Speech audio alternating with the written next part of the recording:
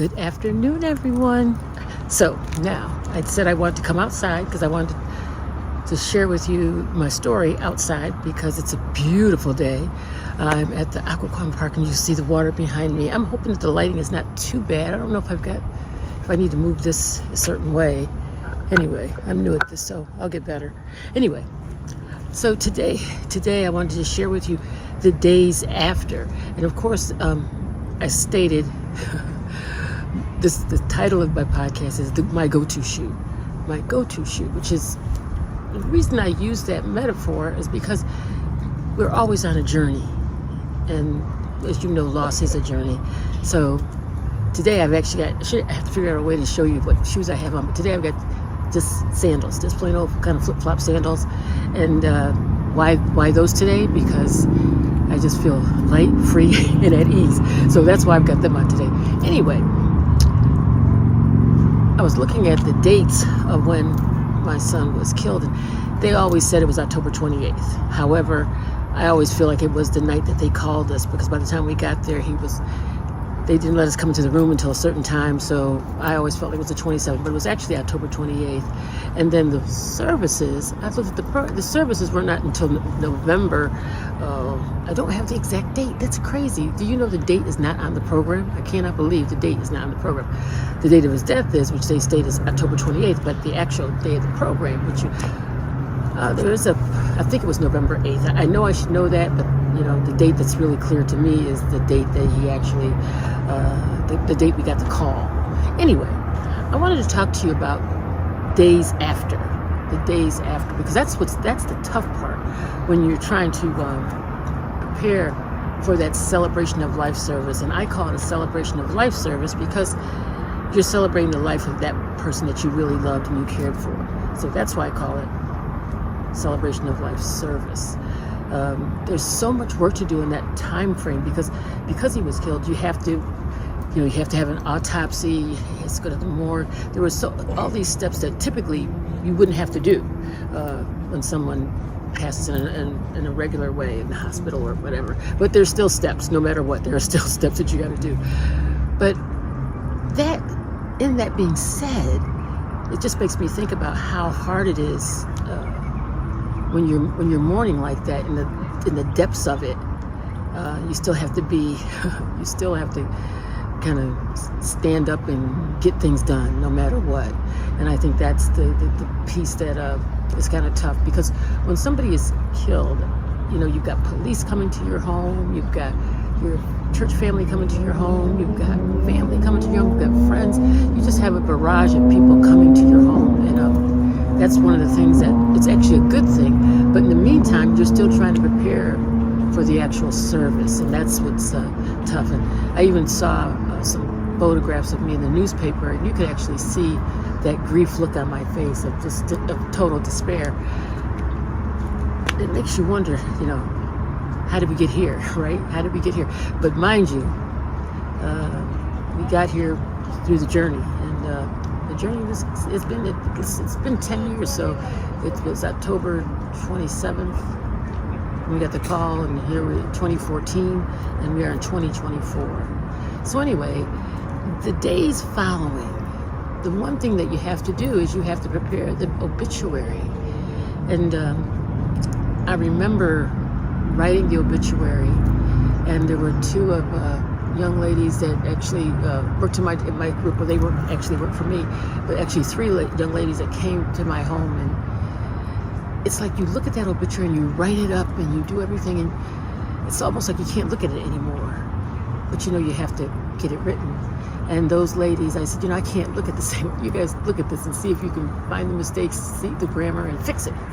So they really, to this day, I love those ladies because they were young girls, young women, and I just love them because of them taking the time to come to my home and just do that for us. So we actually got that done.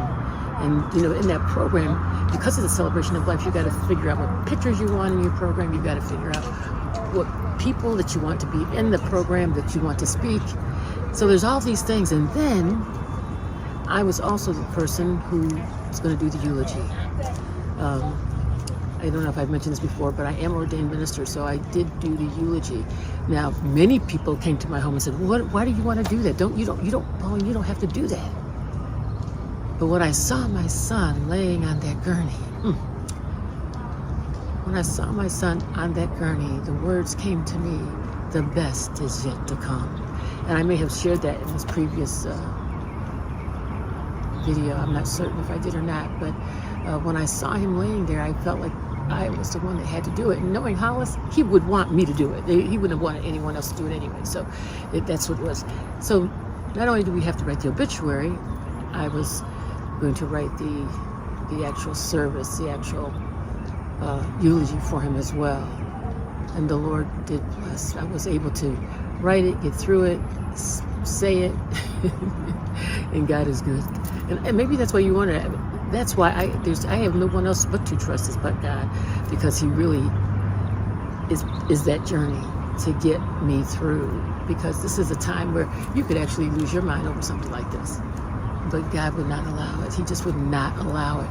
And I'm hoping as we go through these podcasts and as the week's different sessions that we have, I hope to maybe even have some of you on so that you can share your story with the group, because there's every person has to go through this. There's not a person that's not going to have to go through the loss of someone.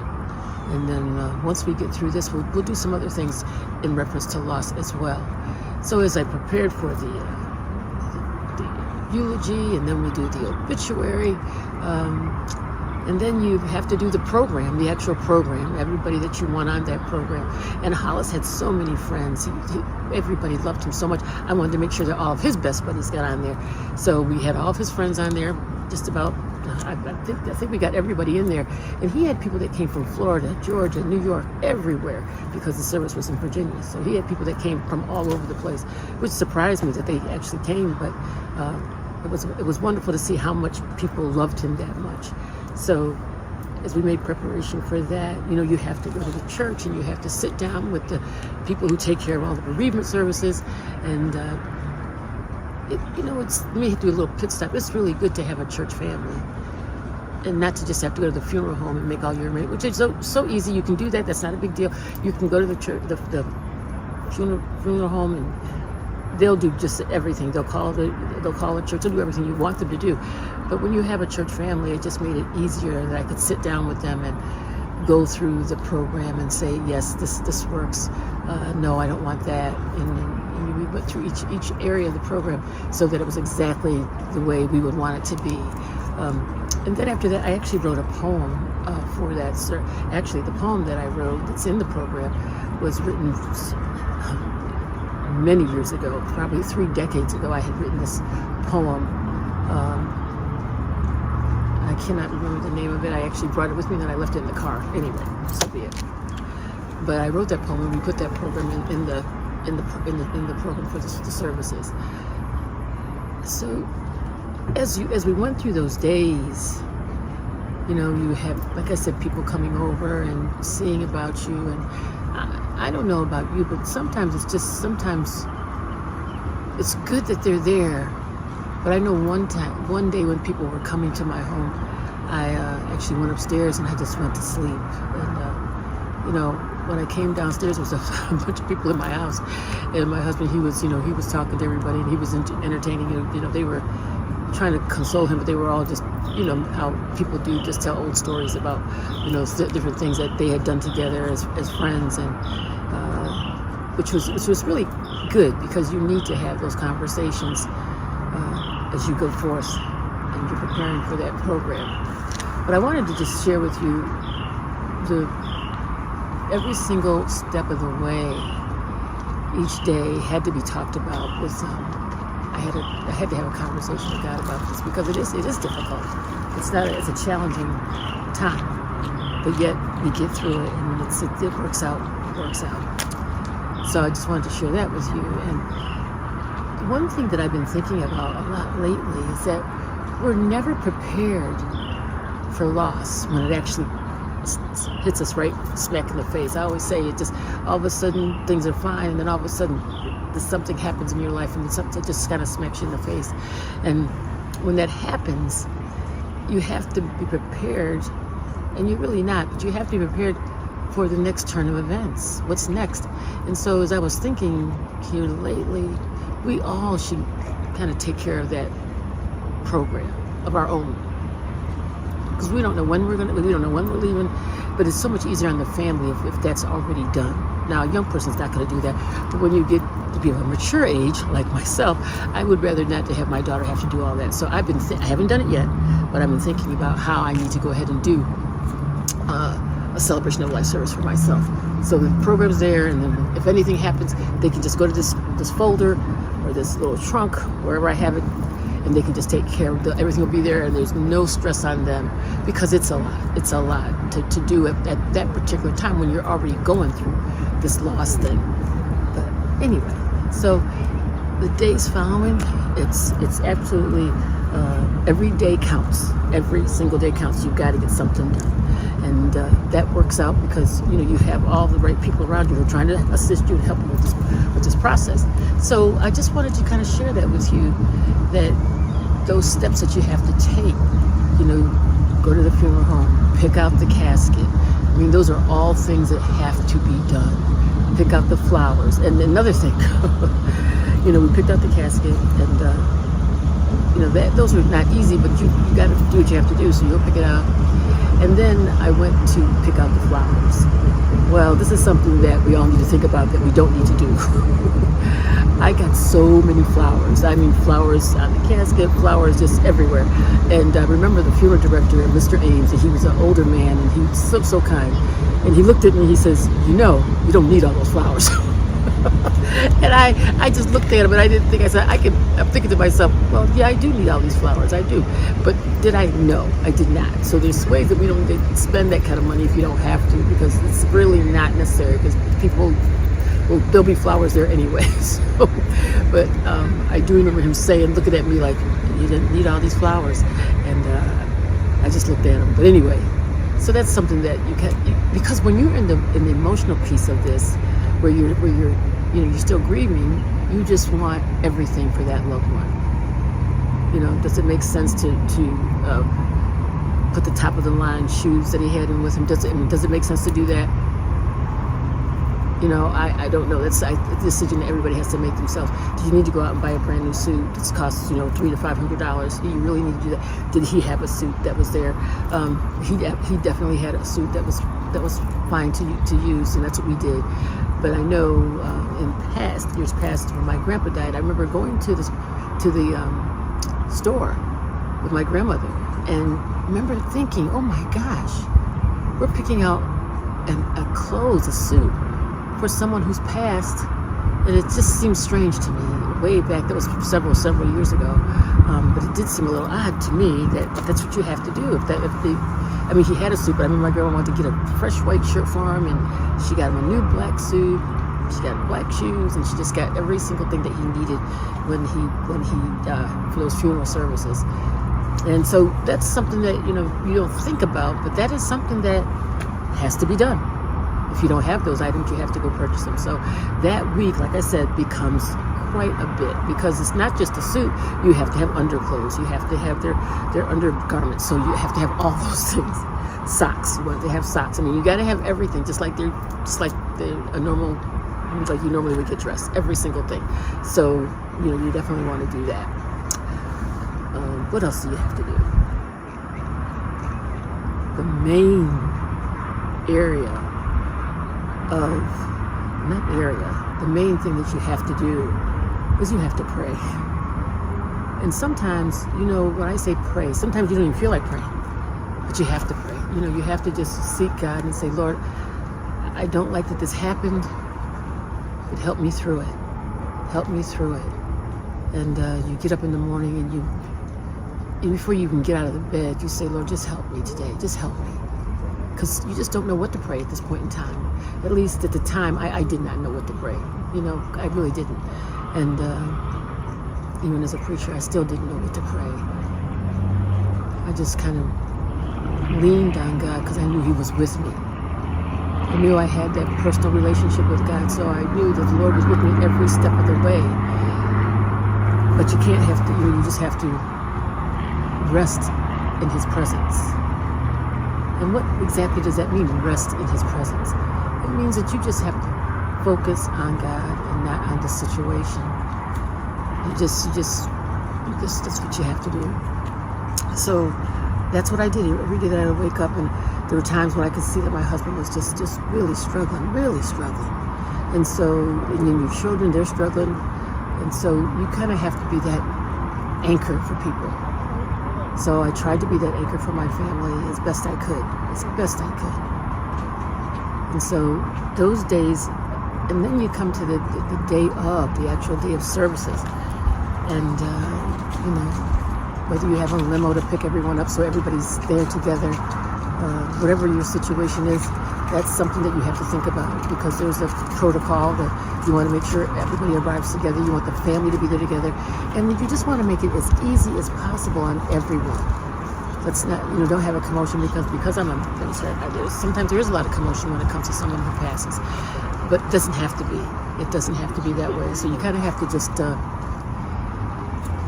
you have to really think about how you want God to move in this celebration of life service. And that's exactly what we did, and the Lord blessed from beginning to end. And on that day, as the days progress, and you've already picked out the casket, you've already gotten the clothes together, and you're back and forth to the funeral home. Then comes the day after you've given the funeral home everything that they need. I notice I move my hands a lot. I'm going to have to hold my hands like this. When it comes to the day of the services, well, actually, like a couple days before, whenever the funeral director, whenever he decides he wants you to bring the clothes over, you go over and you bring them over early. And then after he gets them, he prepares the body. And then he's going to call you back in, the family, to look at and make sure everything is just like you want it. And the one thing I know my husband was really worried about, because L.O.S.S had gotten killed, it took longer to have the services, right? I think it was like 2 weeks later. And I know Brad said, well, gee whiz, is he gonna be all right? Is he gonna look right? Is he gonna be okay? And because that's the main thing, you want your family member to look like they look. You don't want them to not to look right. So the funeral director actually was a good friend of ours. One of my best friends, her husband, he worked at the funeral home. His name was Smokey. He says, Brad looked at him and says, is my son going to be okay? Is he going to be all right? Is he going to look right? And Smokey says, oh, he's going to be fine. Mr. Ames will do a fine job, and he'll do fine. And so after you bring the clothes you bring the family together, and you have to go see him. And a lot of people don't like to do that, They don't want to see him in that state, but it's something that I think it's good to do, because it's your last time seeing them at that point. It's your last time. So I think it's a good thing for everybody to come together and do that if you can. But if someone can't, if they cannot, don't force them.